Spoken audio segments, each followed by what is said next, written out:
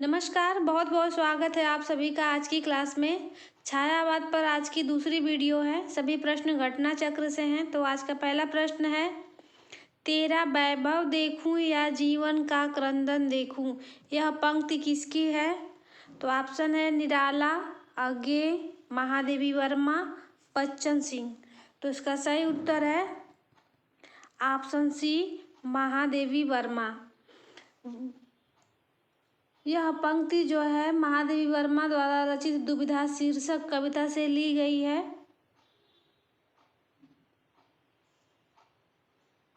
अगला प्रश्न है, महादेवी वर्मा के किस काव्य संग्रह की कविताएं वैदिक संस्कृत के विभिन्न काव्यांशों पर आधारित है? ऑप्शन है सतपर्णा, सप्तपर्णा, दीपशिखा, नीरजा, सांध्य गीत। तो इसका सही उत्तर हो जाएगा ऑप्शन ए, सप्तपर्णा।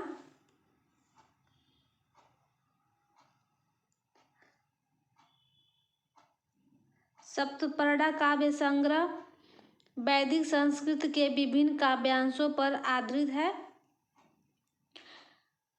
इनके महादेवी वर्मा के काव्य हैं निहार, रश्मि, नीरजा, सांध्य गीत। यामा पर इनको ज्ञानपीठ पुरस्कार मिला था।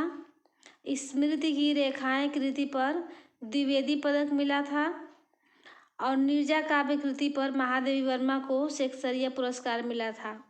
ये हो गई इस प्रश्न की व्याख्या। अगला प्रश्न देख लेते हैं अब। निराला की कविता राम की शक्ति पूजा पर किस रचना का सर्वाधिक प्रभाव है?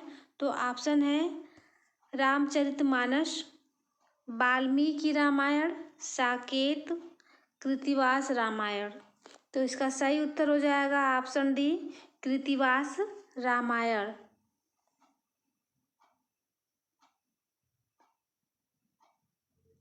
कृत्तिवास रामायण के आधार पर निराला ने राम की शक्ति पूजा मिथक काव्य की रचना की है। राम की शक्ति पूजा लंका कांड के कथानक को लेकर लिखी गई एक लंबी कविता है। अगला प्रश्न है, निराला की राम की शक्ति पूजा किससे प्रेरित होकर लिखी गई है? तो इसका सही उत्तर हो जाएगा ऑप्शन बी, कृत्तिवास रामायण।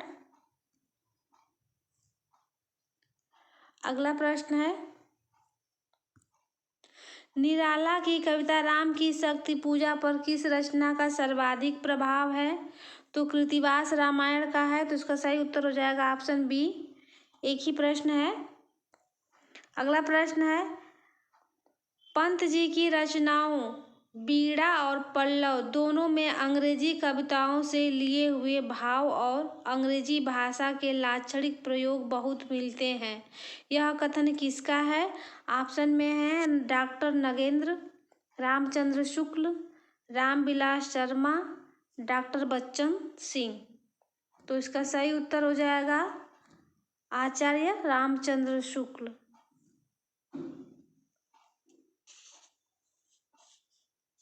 अगला प्रश्न है, सुमित्रा नंदन पंत का जन्म स्थान कहाँ है? तो सुमित्रा नंदन पंत का जन्म कहाँ हुआ था? कौसानी में। तो इसका सही उत्तर हो जाएगा ऑप्शन ए, कौसानी में हुआ था। सुमित्रा नंदन पंत का जन्म 1900 ईस्वी में तत्कालीन उत्तर प्रदेश अब उत्तराखंड के अल्मोड़ा जिले के कौसानी नामक ग्राम में हुआ था। इनकी मृत्यु 1977 ईस्वी में इलाहाबाद अब प्रयागराज में हुई है। डॉक्टर नगेंद्र द्वारा संपादित ग्रंथ में पंत जी की मृत्यु 1970 दी गई है। अगला प्रश्न है, तुम वहन कर सको जन मन में मेरे विचार, वाणी मेरी चाहिए तुम्हें क्या अलंकार। ये पंक्तियां सुमित्रा नंदन पंत की किस कृति से उद्धृत की गई है? ऑप्शन में है युगांत, ग्राम्या, गुंजन, स्वर्णधूलि। तो इसका सही उत्तर हो जाएगा ऑप्शन ए, युगांत से ली गई है यह पंक्ति। अगला प्रश्न है,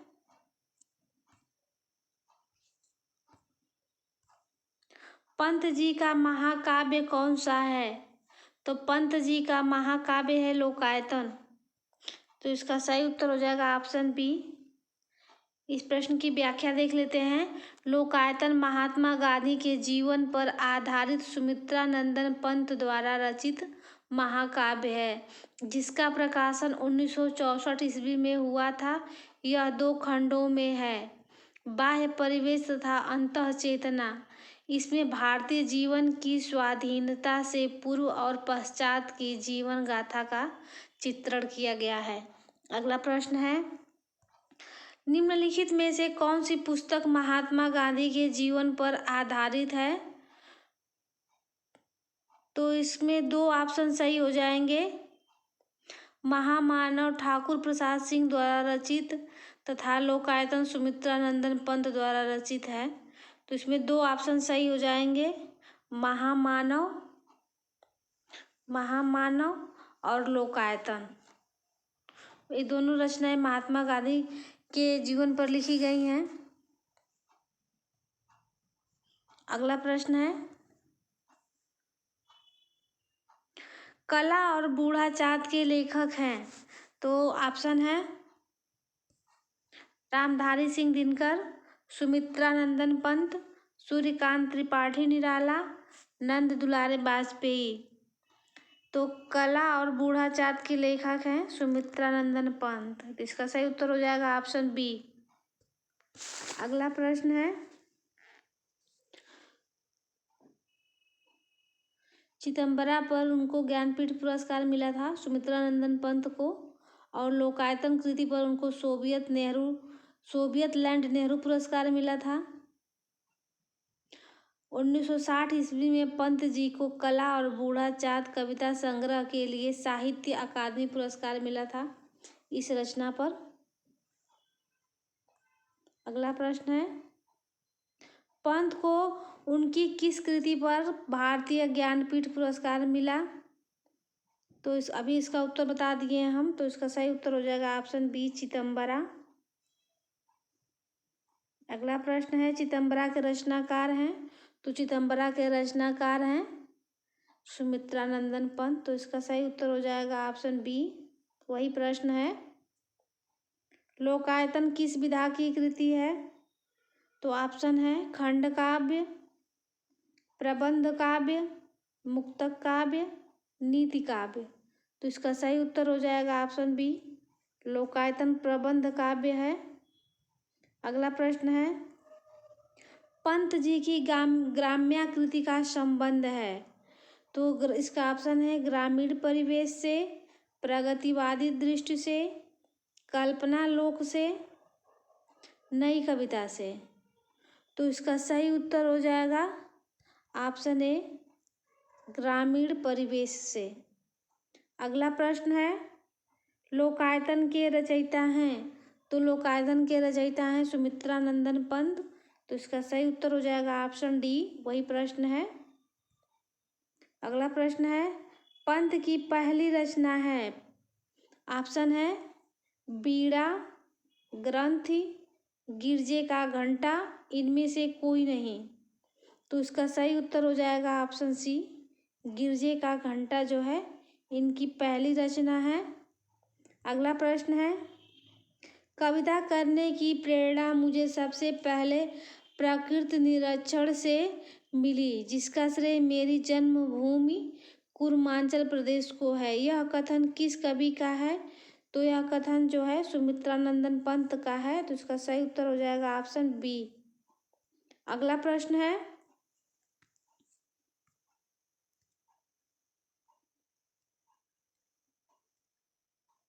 सुमित्रा नंदन पंत की रचना नहीं है। 4 रचनाएं दी गई हैं इसमें। तो ऑप्शन में है ग्रंथि, बीड़ा, परिमल, पल्लव। तो इसमें से कौन सी रचना जो है सुमित्रा नंदन पंत की नहीं है? तो इसमें इसका सही उत्तर हो जाएगा ऑप्शन सी, परिमल। परिमल इनकी रचना नहीं है। परिमल जो है सूर्यकांत त्रिपाठी निराला की रचना है। अगला प्रश्न है, कृषक क्रंदन इनमें से किसकी काव्य कृति है? तो ऑप्शन में है राम नरेश त्रिपाठी, राम कुमार वर्मा, गया प्रसाद शुक्ल स्नेही, मैथिली शरण गुप्त। तो इसका सही उत्तर हो जाएगा ऑप्शन सी, गया प्रसाद शुक्ल स्नेही की रचना है कृषक क्रंदन। अगला प्रश्न है, सुमित्रा नंदन पंत की सुप्रसिद्ध कविता परिवर्तन उनके किस काव्य संकलन में सर्वप्रथम प्रकाशित हुई थी? तो ऑप्शन में है गुंजन, ग्राम्या, पल्लव, युगांत। तो इसका सही उत्तर हो जाएगा ऑप्शन सी, पल्लव। सुमित्रा नंदन पंत की सुप्रसिद्ध कविता परिवर्तन उनके काव्य संकलन पल्लव में सर्वप्रथम प्रकाशित हुई थी। अगला प्रश्न है, अरविंद दर्शन से प्रभावित हिंदी के कवि हैं? तो अरविंद दर्शन से प्रभावित हैं सुमित्रा नंदन पंत। तो उसका सही उत्तर हो जाएगा ऑप्शन सी। अगला प्रश्न है, इनमें से कौन सा कवि अपने रचना काल के अंतिम दौर में प्रगतिवाद के भौतिक दर्शन के साथ साथ अरविंद दर्शन से प्रभावित हुआ? तो यह सुमित्रा नंदन पंत की बात हो रही है। तो इसका सही उत्तर हो जाएगा ऑप्शन बी, सुमित्रा नंदन पंत।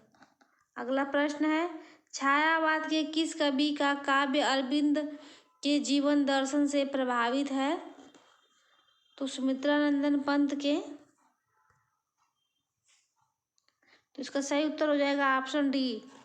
अगला प्रश्न है, अपने काव्य जीवन के उत्तर में अरविंद दर्शन से प्रभावित कवि हैं?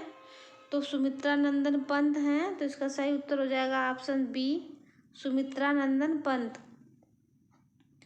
डैश डैश अरविंद दर्शन से बहुत ही प्रभावित थे। तो ऑप्शन में है निराला, प्रसाद, पंत और महादेवी वर्मा। तो इसका सही उत्तर हो जाएगा ऑप्शन सी, सुमित्रा नंदन पंत। अगला प्रश्न है, निम्नलिखित में से कौन सा कथन असत्य है? पंत को प्रकृति का सुकुमार कवि कहा जाता है। पंत को प्रकृति का सुकुमार कवि कहा जाता है। पल्लव पंत की रचना है।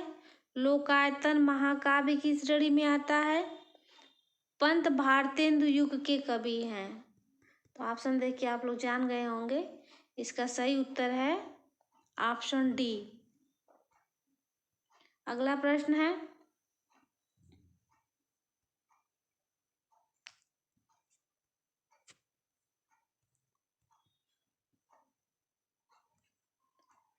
प्रकृति का सुकुमार राजकुमार किसे कहा जाता है? तो प्रकृति का सुकुमार कवि या प्रकृति का सुकुमार राजकुमार सुमित्रा नंदन पंत को कहा जाता है। तो इसका सही उत्तर हो जाएगा ऑप्शन बी। अगला प्रश्न है, किस छायावादी कवि को प्रकृति का सुकुमार कवि कहा जाता है? तो पंत को कहा जाता है। तो इसका सही उत्तर हो जाएगा ऑप्शन ए। अगला प्रश्न है, उत्तराखंड के किस कवि को छायावाद और प्रकृतिवाद के संध्य स्थल का कवि कहा जाता है? तो उत्तराखंड के कवि हैं सुमित्रा नंदन पंत। तो इन्हीं की बात हो रही है। तो इसका सही उत्तर हो जाएगा ऑप्शन डी, सुमित्रा नंदन पंत। प्रगतिवाद, छायावाद और प्रगतिवाद के संध्य स्थल का कवि कहा जाता है सुमित्रा नंदन पंत को। अगला प्रश्न है, सुमित्रा नंदन पंत ने अपने किस काव्य संग्रह को बाल कल्पना का दूध मुहा प्रयास कहा है? अच्छा प्रश्न है यह। ऑप्शन है पल्लव, ग्रंथि, बीड़ा, उच्छ्वास। तो उसका सही उत्तर हो जाएगा ऑप्शन सी, बीड़ा को कहा है। छायावादी कवि सुमित्रा नंदन पंत ने अपने काव्य संग्रह बीड़ा को बाल कल्पना का दूध मुहा प्रयास कहा है।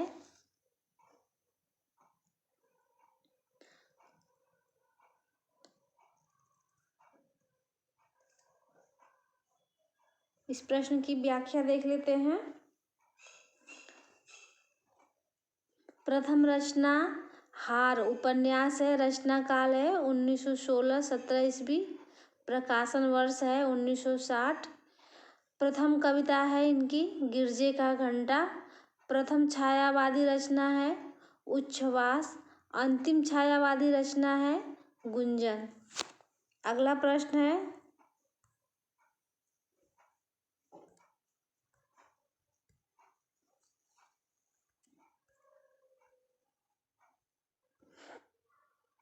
निम्न में से कौन सी रचना सुमित्रा नंदन पंत की नहीं है? तो सुमित्रा नंदन पंत की रचना नहीं है। चांद गीत जो है महादेवी वर्मा की रचना है, तो इसका सही उत्तर हो जाएगा ऑप्शन बी युगवाणी, गुंजन और पल्लव। ये सभी रचनाएं सुमित्रा नंदन पंत की हैं।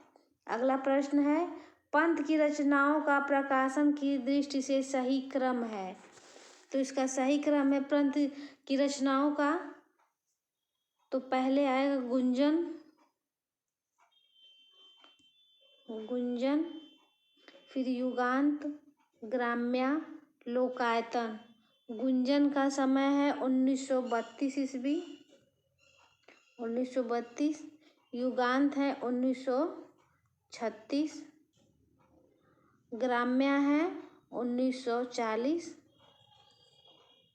1940 की रचना है। लोकायतन है 1964,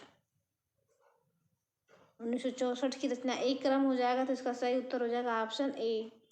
अगला प्रश्न है निम्नलिखित पुस्तकों में से किसकी भूमिका को छायावाद का घोषणा पत्र कहा जाता है?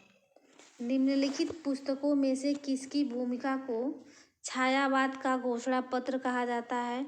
तो ऑप्शन में है अनामिका, पल्लव, परिमल, कामायनी।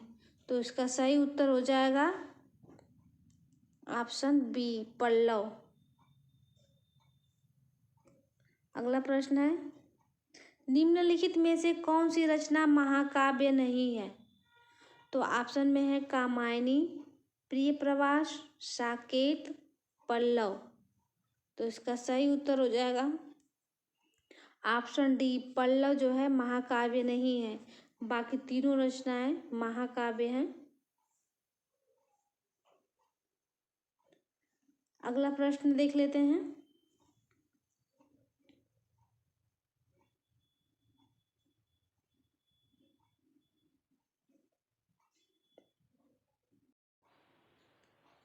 बुरांश कविता के रचयिता हैं?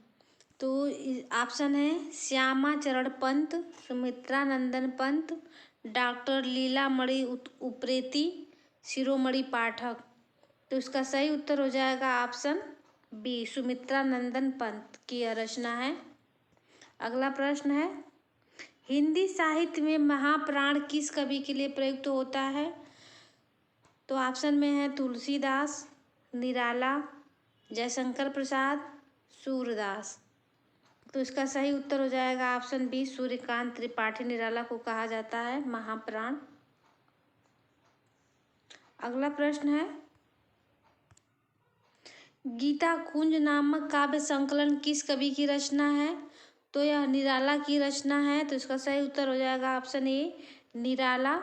अगला प्रश्न है कुकुरमुत्ता, नए पत्ते तथा तुलसीदास किसकी कृतियां हैं? तो यह सभी कृतियां जो हैं सूर्यकांत त्रिपाठी निराला जी की हैं। तो इसका सही उत्तर हो जाएगा ऑप्शन डी। अगला प्रश्न है पंचवटी प्रसंग काव्य के रचयिता हैं? ऑप्शन में है मैथिली शरण गुप्त, निराला, जयशंकर प्रसाद, केशव दास। तो यह रचना निराला जी की है। तो इसका सही उत्तर हो जाएगा ऑप्शन बी निराला। अगला प्रश्न है अनामिका काव्य किसके द्वारा रचित है? तो अनामिका जो है यह भी निराला की रचना है। तो इसका सही उत्तर हो जाएगा ऑप्शन बी। परिमल किस कवि की रचना है? तो ऑप्शन है मैथिली शरण गुप्त, जयशंकर प्रसाद, रामधारी सिंह दिनकर, सूर्यकांत त्रिपाठी निराला। तो इसका सही उत्तर हो जाएगा ऑप्शन डी, सूर्यकांत त्रिपाठी निराला की रचना है। अनामिका, परिमल, गीतिका, ये सभी रचनाएं जो हैं सूर्यकांत त्रिपाठी निराला की हैं। अगला प्रश्न है, गीतिका के रचनाकार का नाम बताइए। तो निराला जी हैं। अनामिका, परिमल, गीतिका भी हमने बताया उनकी रचनाओं का नाम। तो इसका सही उत्तर हो जाएगा ऑप्शन सी, निराला। अगला प्रश्न है, निम्नलिखित में से कौन सी रचना निराला की नहीं है। तो अभी अब मैंने तीनों ये रचनाओं के नाम बताए हैं आपको। अनामिका, परिमल, गीतिका, ये सभी रचनाएं जो हैं निराला की हैं। और ये झरना जो है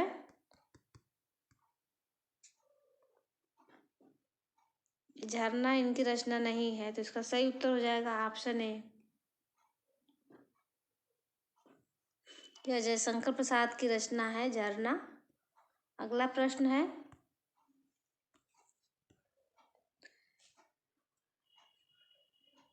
पेट पीठ दोनों मिलकर हैं एक, चल रहा लकुटिया टेक, इन पंक्तियों में व्यक्त की गई है। क्या व्यक्त किया गया है? ऑप्शन है अंध रूढ़ की प्रतिक्रिया, पूंजीपतियों के प्रति घृणा, भिक्षुक वर्ग की दयनीय स्थिति, शोषक वर्ग की मनोवृत्ति। तो इसका सही उत्तर हो जाएगा ऑप्शन सी, भिक्षुक वर्ग की दयनीय स्थिति। उपर्युक्त काव्य पंक्तियां छायावादी कवि सूर्यकांत त्रिपाठी निराला द्वारा रचित भिक्षुक कविता से ली गई है, जिसमें भिक्षुक वर्ग की दयनीय स्थिति का वर्णन है। अगला प्रश्न है, निराला का जन्म कहाँ हुआ था? तो निराला का जन्म बताना है। तो ऑप्शन में है उत्तर प्रदेश, उड़ीसा, बंगाल, बिहार। तो इसका सही उत्तर हो जाएगा ऑप्शन सी, बंगाल में हुआ था निराला जी का जन्म। स्वच्छंदतावादी विचारधारा के कवि निराला जी का जन्म 21 फरवरी 1896 को महिषादल, मेदिनीपुर, बंगाल नामक ग्राम में हुआ था। इनका पैतृक गृह उत्तर प्रदेश के उन्नाव जिले के गढ़ाकोला गांव में था। इनके पिता का नाम राम सहाय त्रिपाठी था, पत्नी का नाम मनोहरा देवी था। 15 अक्टूबर 1961 को इलाहाबाद, अब प्रयागराज हो गया इसका नाम, पर इनका निधन हुआ था। चलिए अगला प्रश्न देख लेते हैं, साहित्यिक क्षेत्र में सर्वाधिक विरोध किसका हुआ था? तो ऑप्शन है प्रसाद का, निराला का, रामधारी सिंह दिनकर का या हरिऔध का। तो इसका सही उत्तर हो जाएगा ऑप्शन बी, निराला जी का। अगला प्रश्न है, वह उस शाखा का वन विहंग उड़ गया मुक्त नभ निरस्त रंग, पंक्तियां किस छायावादी कवि की है? तो ऑप्शन में है जयशंकर प्रसाद, सुमित्रानंदन पंत, महादेवी वर्मा, सूर्यकांत त्रिपाठी निराला। तो इसका सही उत्तर हो जाएगा ऑप्शन डी, निराला जी की पंक्ति है यह।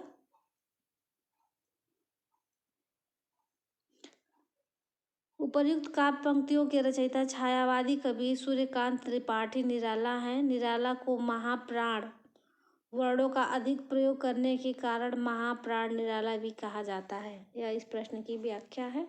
अगला प्रश्न है, निम्न पंक्तियां किस प्रसिद्ध लंबी कविता से उद्धृत है? प्रतिपल परिवर्तित व्यूह, भेद कौशल समूह, राक्षस विरुद्ध प्रत्यूह, क्रुद्ध कपि विषम। तो यह पंक्तियां किस कविता से है? तो ऑप्शन में है राम की शक्ति पूजा, बादल राग, पेशोला की प्रतिध्वनि, शेर सिंह का शस्त्र समर्पण। तो यह पंक्ति है राम की शक्ति पूजा का। तो इसका सही उत्तर हो जाएगा ऑप्शन ए। अगला प्रश्न है, राम की शक्ति पूजा का प्रकाशन वर्ष है। इस कविता का प्रकाशन कब हुआ था? तो ऑप्शन है 1930 ईस्वी, 1936 ईस्वी, 1938 ईस्वी या 1940 ईस्वी। तो इसका सही उत्तर हो जाएगा ऑप्शन बी 1936 ईस्वी। अगला प्रश्न है, निराला की निम्नलिखित कविताओं में से कौन लंबी कविता नहीं है? तो लंबी कविता नहीं है तो ऑप्शन में है भिक्षुक, कुकुरमुत्ता, सरोज स्मृति, राम की शक्ति पूजा। तो इसका सही उत्तर हो जाएगा ऑप्शन ए भिक्षुक। इनकी लंबी कविता नहीं है, बाकी ये तीनों रचनाएं लंबी कविता हैं। अगला प्रश्न देख लेते हैं, निराला की बादल राग कविता का संबंध है। ऑप्शन है छायावादी सौंदर्य से, प्रगतिवादी चेतना से, प्रयोगवादी चेतना से, प्रकृति के सौंदर्य से। तो इसका सही उत्तर हो जाएगा ऑप्शन डी प्रकृति के सौंदर्य से।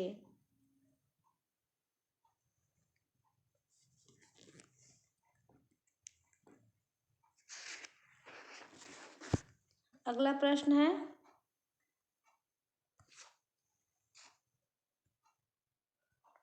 बादल राग के रचयिता हैं। तो बादल राग के रचयिता हैं निराला जी। अगला प्रश्न है, निराला की निम्नलिखित पंक्तियां उनकी किस कविता से ली गई है? पूरा ऑप्शन दिखाते हैं।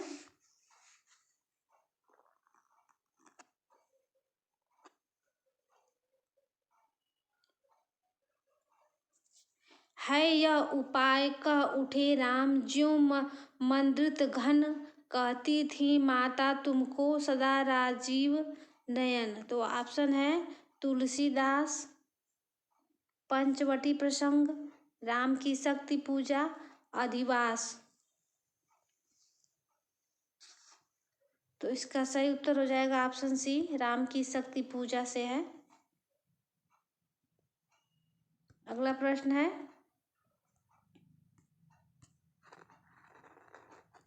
धिक जीवन जो पाता ही आया है विरोध, पंक्ति किसके जीवन सत्य की अभिव्यक्ति मिलती है? तो ये पंक्ति में किसके जीवन सत्य की अभिव्यक्ति मिलती है? तो ऑप्शन है निराला, हनुमान, लक्ष्मण, विभीषण। तो इसका सही उत्तर हो जाएगा ऑप्शन ए सूर्यकांत त्रिपाठी निराला।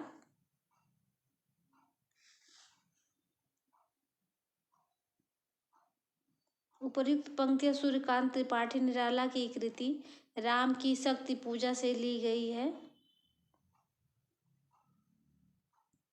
अगला प्रश्न है, मुक्त छंद के प्रणेता हैं।